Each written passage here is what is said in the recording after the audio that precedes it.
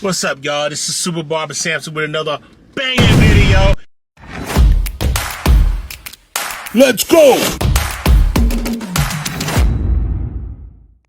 Hey, check this out. Today, I really want to talk to you about, man, there's so many things to talk about, but I really want to talk about this issue about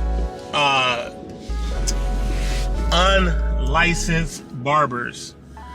Unlicensed barbers. Like so many years I've been cutting hair for more than 30 years, and I've seen so many barbers, even to this day, who cut so well and know the craft.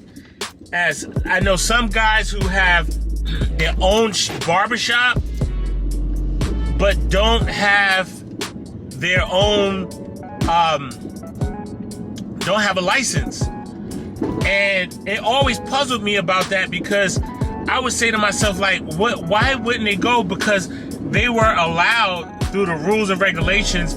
They slipped through the big cracks, and I'm gonna say big cracks because the regulatory statutes, or the people who are in charge, they haven't done their job or their due diligence.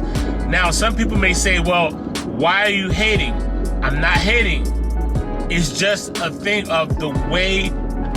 With this is different. Like barbers who go to school, they treasure the fact of what they've learned, how they learned it, what they went through to get from point A to point B, whether you got to complete 1,000 hours, 900 hours, 1,500 hours, 1,700, wherever you're at, depending on what state you live in or whatever have you, you always gonna have to pay your dues.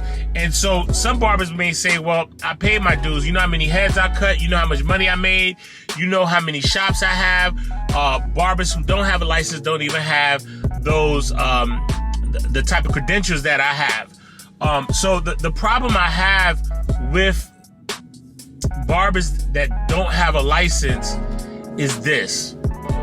Number one, you don't know the different diseases that you would learn about in school, how it can affect you or affect your next client. That's number one. Number two, I see so many regular barbers who are unlicensed. I don't know if I would call them barbers. I mean, they're unlicensed barbers. I see them, they will never spray their clippers because there's no importance in it to them. That's number two. They never clean their tools. I've seen their jars go gray. I've seen the water inside their jars is supposed to be blue. It turns green. And so on and so on and so on, right? Number three is that they do not know how to handle a barber issue in case of an emergency. They don't know anything about a blood spill. All they know is, I seen one barber, one time I seen him, he cut somebody in the face and he didn't know what to do. He was using a razor and all he did was go to the bathroom, no gloves, went and got a bunch of toilet tissue, and packed it on the guy's face. And then took talc powder and said to himself, this is the same thing as the styptic powder is going to stop the bleeding. So here's what he did. No gloves. He put the talc powder in his hand and stuck it on all up. And now blood is on his hand, cross-contamination, and he packed it inside of this guy's cut. Now, although the cut was not even a quarter of an inch big, but you know as well as I know, a quarter of an inch cut on the face will make you bleed quite a bit. So I could go on with step 1, step 2. I mean, I could go on and count 1, 2, 3. How many things that this barber does not know versus a barber who is licensed. So all I'm saying to you, licensed barbers, if you know someone who is unlicensed, encourage them, push them, drive them to go back to school to get their license. I'm not trying to stop anybody from feeding their family, but the fact is, you are going to end up hurting someone more than helping them. So let's put a chokehold on our industry. And this goes out to every single barber who can hear my voice. Let's put a chokehold on the industry and stop the unlicensed barbers from barbering. Get them into a school. Find out what it takes. Even if, I'm going to take my master educator certification to become an instructor. And I was able to pay a portion and make payments.